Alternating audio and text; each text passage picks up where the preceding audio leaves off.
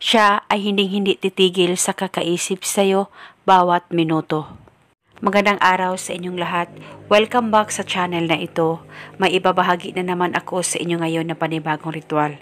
At kung bago lamang sa channel ko, ay huwag niyo pong kalimutang mag-subscribe at pindutin ang notification bell para palagi kayong updated sa mga bago kong videos.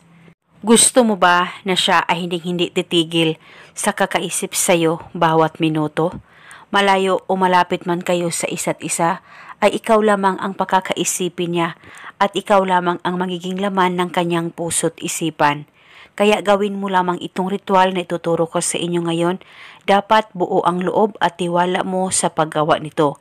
Pwede mo ito gawin sa kahit na anong araw o oras na gusto mo o ngayon mismo sa oras na mapanood mo ang video na ito.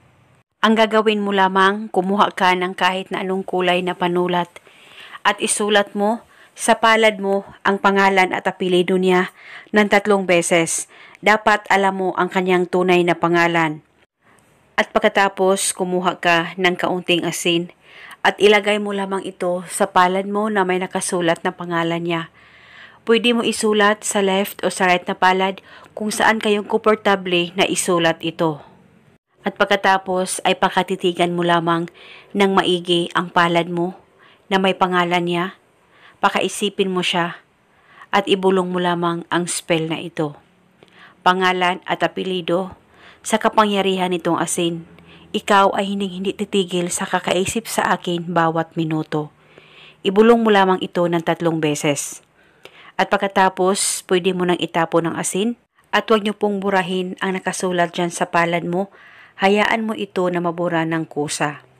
At kinabukasan, pwede mong ulitin ang ritual sa kahit na anong oras na gusto mo. Pwede mo ito gawin bago ka matulog o di kahit pagkagising mo sa umaga o kahit ikaw ay nasa trabaho, ay pwede mong gawin ito.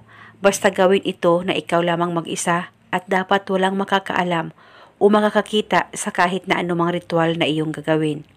At gawin ito hanggang kailan mo gusto. At paniguradong siya ay hindi titigil sa kakaisip sa'yo, malayo o malapit man kayo sa isa't isa. At ito muna sa ngayon, maraming salamat po sa panonood. May God bless.